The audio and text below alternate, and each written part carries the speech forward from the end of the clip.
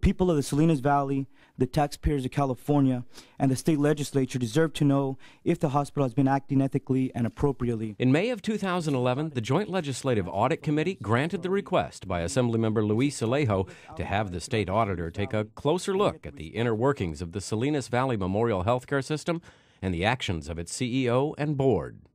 11 months later, in March 2012, a 78-page report by the Bureau of State Audits found that increased transparency and stronger controls are needed to improve the financial operation of Salinas Valley Memorial.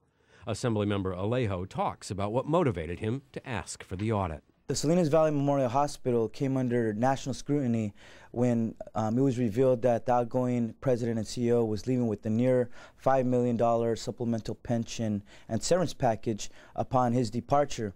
And that set a record here in California for the highest pension and severance package for any public hospital here in our state. But then as time went on, other concerns about other abuses arose, including serious conflict of interest by its board of directors. The audit looked at the actions of the board in several areas.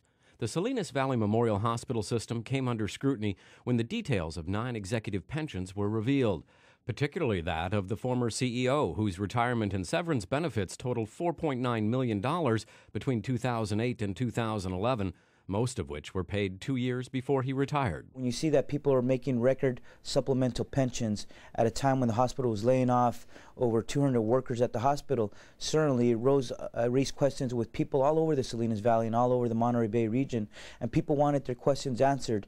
And when they asked those questions, the hospital wasn't giving answers, it wasn't being transparent, and the only other recourse that local residents had was to turn to their state government and ask for an independent look by their state auditor to answer the questions that they had been asking for such a long time. Another objective is looking at compensation practices. The auditor states that a total of 341 positions were cut in the fiscal year 2009-2010.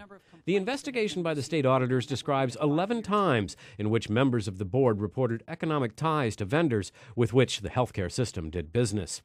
And while not all the cases involved violations of conflict of interest rules, 2 cases in particular are cited in the report as potential criminal activity.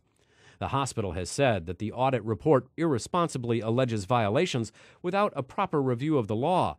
The state auditor responded saying, quote, "The healthcare system is incorrect.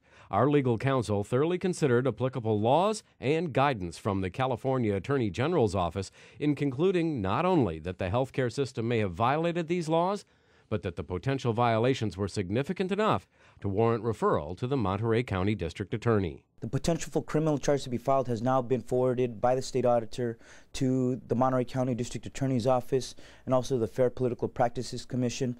They will do their investigation and make their determination whether criminal charges should be filed in this matter.